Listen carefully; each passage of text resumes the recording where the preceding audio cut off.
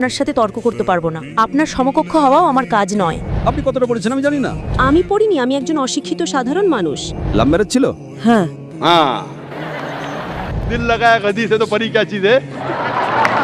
আমি হিন্দু পরিবার থেকে, আমার স্বামী মুসলমান হামিদ কুরেশি। আমি এই প্রশ্নটা করছি যে পূর্বপুরুষদের সময় থেকেই হিন্দু মুসলমান জাত ভেদাভেদ চলছে, তো আপনি বলেন যে হিন্দু মুসলিম আলাদা আলাদা নয়, এরা সব এক। আমি মানি, কিন্তু ব্যাপারটা হলো যখন কোনো হিন্দু বাচ্চা হয় তখন তাকে হিন্দু রীতিতে বরণ করা হয়, মুসলিম বাচ্চা হয় মুসলিম রীতিতে বরণ করা হয়, যেমন তার কানে আজান দেওয়া হয়। আর যখন হিন্দু বাচ্চা হয় তার নাম কৃষ্ণ বা রাম নাম রাখা হয়।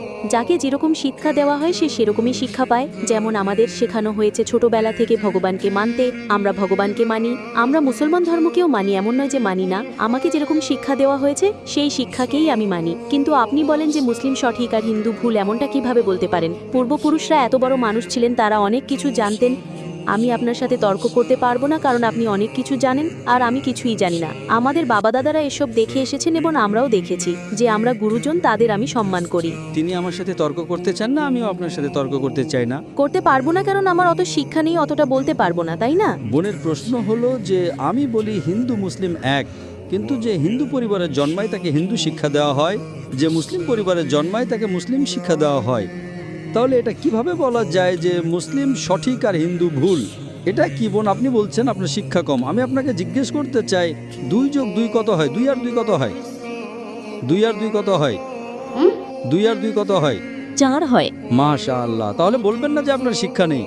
যদি গ্রাম থেকে কোনো মেয়ে এসে বলে আর বলে যে আমার বাবা আমাকে শিখিয়েছেন 2 যোগ 2 5 হয়, তাহলে আপনি কি বলবেন তাকে? 4 হবে, 5 কিভাবে হবে? 4 হবে 5 কিভাবে হবে? তোমার বাবা অঙ্ক জানতেন না। সে যদি বলে না আমার বাবাই শিখিয়েছেন, আপনি কি তাকে বলবেন আচ্ছা ঠিক আছে 2 যোগ 2 4ও হয় আবার 5ও হয়?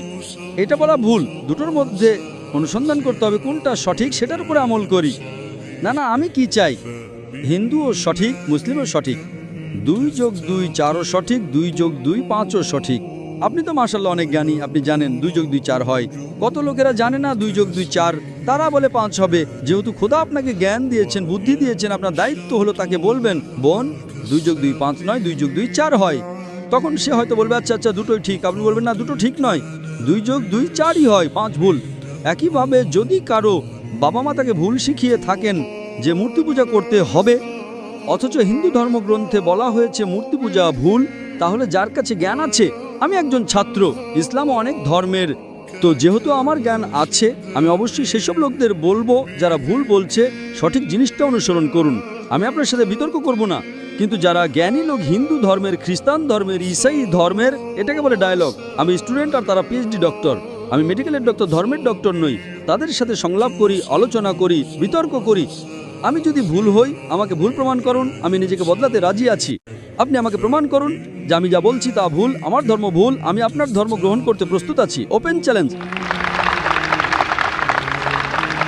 আমি কেন বলছি? কারণ আমি ইসলাম ও কয়েক ধর্মের এক সাধারণ ছাত্র। 19 বছর পর্যন্ত আমার পরিবার মুসলিম ছিল, তাই আমিও ছিলাম। 19 বছর পর যখন গবেষণা শুরু করলাম তো জানতে পারলাম যে আমি সঠিক ধর্মে আছি।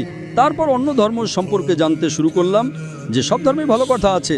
প্রত্যেক ধর্মের কিতাবে পরিবর্তন আসার পরেও, দুর্নীতি আসার পরেও এই সঠিক কথা লেখা আছে যে ঈশ্বর এক, তিনি ছাড়ার কারো ইবাদত করা উচিত নয়। এর মানে কি আমাদের গুরুজনেরা যে শিক্ষা দিয়েছেন তা ভুল? কিছু জিনিস সঠিক, আবার অনেক কিছু ভুল। আমি আপনার বড় থেকে বড় গুরুর সাথেও বিতর্ক করেছি। একজন আপনাদের হিন্দুস্তানের মান্যগণ্য শ্রী শ্রী রবিশঙ্করের নাম শুনেছেন? শ্রী শ্রী রবিশঙ্কর শুনেছেন? ওনারা যেমন বই পড়েই জানেন, আপনিও বই পড়ে জানেন, আসলটাকে দেখেছে? একদম ঠিক। তিনি বলেন 4 বছর থেকে আমি ভাগবত গীতা মুখস্থ জানি, কিন্তু বিতর্কে ভাগবত গীতা একটা তথ্য সূত্র দেননি। এমনটা নয়, ঈশ্বর এভাবে আসেন না। আপনি কত পুণ্য করেছেন বলছেন এই জন্মের কথা বলতে পারেন? কত জন্মের কথা কিভাবে বলতে পারেন? একদম ঠিক। তো আমি বলি যে আপনার কিতাব বলছে যজুর্বেদ অধ্যায় 32 শ্লোক 3 আর শ্বেতার উপনিষদ অধ্যায় 4 শ্লোক 19 আছে न तस्य प्रतिमा अस्ति। প্রতিমা মানে হলো প্রতিচ্ছবি। সেই খোদা, সেই ঈশ্বর, সেই আল্লাহর কোনো প্রতিমা নেই, কোনো প্রতিচ্ছবি নেই, কোনো ফটোগ্রাফ নেই, কোনো পেন্টিং নেই, কোনো মূর্তি নেই, কোনো ছবি নেই, তাহলে আপনি মূর্তি পূজা কেন করেন? মূর্তি পূজা না করলে ঈশ্বরকে কিভাবে ডাকি, যেমন শিক্ষা দেওয়া হয়েছে, বইয়ে লেখা আছে। যদি শিক্ষা ভুল দেওয়া হয়, মূর্তি পূজা এর মানে এই নয় যে মূর্তি পূজাই করতে হবে, মূর্তিকে দেখতে হবে। গীতা বা মহাভারতে মূর্তির কথা নেই, সেটা পড়ুন, সেখানেও তো শিক্ষা আছে। বোন, আপনি মূর্তি পূজা করেন কিনা? আমি করি, এমন নয় যে করি না, হয়তো আমি ভুল করি। যদি আপনার বন্ধু বলে 2 যোগ 2 5, তাহলে আপনি তাকে শুধরে দেবেন কিনা? হ্যাঁ, শুধরে তো দিতে হবে। আমিও চাই আপনাকে সঠিক পথ দেখাতে।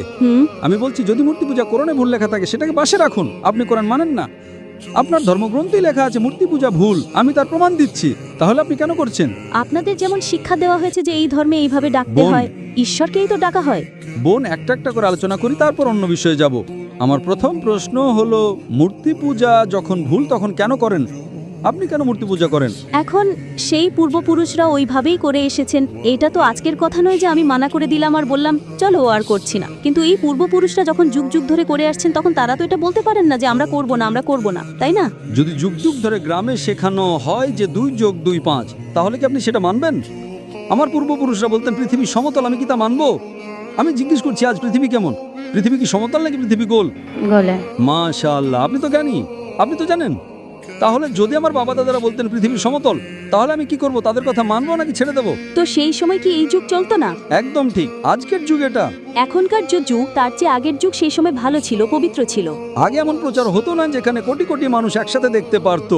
আজকের প্রচারে এখানে লক্ষ লক্ষ মানুষ জমা হয়েছে, লক্ষ লক্ষ মানুষের সাথে টেলিভিশনে কোটি মানুষ দেখছে, তাই আপনার কোনো অজুহাত থাকবে না। কোটি কোটি মানুষের সামনে আপনাকে বলা হয়েছে যে মূর্তি পূজা ভুল, এরপরেও যদি আপনি করেন তাহলে আপনার কোনো অজুহাত বাকি থাকবে না। মূর্তি পূজা ভুল আপনার কোরআন শরীফে যেমন লেখা আছে, আমাদের গীতা মহাভারতেও লেখা আছে, কিন্তু ওটা পড়া তো পাপ নয়, তাই না? আমি কখন বলেছি যে গীতা পড়া ভুল? আমিও গীতা পড়ি, আমি বাইবেলও পড়ি, আমি ইহুদিদের কিতাবও পড়ি, আমি বেদও পড়ি। আপনি কতটা পড়েছেন আমি জানি না। আমি পড়িনি, আমি একজন অশিক্ষিত সাধারণ মানুষ। কিন্তু আমি পড়েছি। হ্যাঁ, এই জন্যই আমি আগে বলেছি আপনার সাথে তর্ক করতে পারবো না, আপনার সমকক্ষ হওয়াও আমার কাজ নয়। হ্যাঁ, তো আমি আপনার সাথে তর্ক করছি না, আমি শুধু অনুরোধ করছি। কিন্তু আমি এটা বলতে চাইছি না আমাদের পূর্বপুরুষরা যা করে এসেছেন সেটা কি ভুল? এই জন্যই তো বললাম, আমার পূর্বপুরুষরা বলতেন যে পৃথিবীর সমতল, দুনিয়ার সমতল। আমি সেই পূর্বপুরুষদের কথা কি মানব? আমি পূর্বপুরুষদের সম্মান করব, তারা আমার বড় ছিলেন, আমার বাবা দাদা ছিলেন। সম্মান করার মানে এই নয় যে তাদের সব কথা মানতে হবে। যদি আমার পূর্বপুরুষরা বলতেন 2 যোগ 2 5, তাহলে কি মানব? না। আমি শ্রদ্ধার সাথে আচরণ করব, আমি তাদের গালি দেব না, আমি তাদের অসম্মান করব না, ভালোবাসার সাথেই বলবো, কিন্তু বলবো যে আপনি ভুল। আর যদি নাও বলি, অন্তত আমার জীবনে সেটার ওপর আমল করব না। আমি জিজ্ঞেস করতে চাই যে যখন আপনার ধর্মগ্রন্থ বলছে আপনার স্বামীর কিতাব, আপনি তো আপনার স্বামীকে বিয়ে করেছেন, তাই না? হ্যাঁ। লাভ ম্যারেজ ছিল? হ্যাঁ। हाँ ঠিক ছিল না ভুল ছিল সেটা অন্য কথা, কিন্তু যখন আপনি আপনার স্বামীকে এত ভালোবাসেন, আপনার স্বামী আপনাকে ভালোবাসেন কিনা? হ্যাঁ। করেন তো? হ্যাঁ। আমি আমার স্ত্রীকে খুব ভালোবাসি, আমি আমার স্ত্রীকে সবচেয়ে বেশি ভালোবাসি। আপনার স্বামী আপনাকে ভালোবাসেন, তিনি কি চান না যে আপনি জান্নাতে যান? না। আপনি কি চান যে আপনার স্বামী জান্নাতে যাক? যাক কিনা? হ্যাঁ। তাহলে আমি জিজ্ঞেস করি, যদি একটা গাড়ি থাকে আর সেই গাড়িটা যখন চলে, তার একটা চাকা সাইকেলের আর আরেকটা চাকা ট্রাক্টরের, গাড়িটা চলবে কি? না। চলবে না, ভারসাম্যহীন। এজন্য আমাদের দেখা উচিত কোনটা একটা সঠিক। 4 টায়ার যদি লাগিয়ে দেয় সাইকেলের, তাহলে হয়ে যাবে হাত গাড়ি। যদি ট্রাকের টায়ার লাগাই, হয়ে যাবে ট্রাক। তাই আমাদের এটা অনুসন্ধান করা উচিত।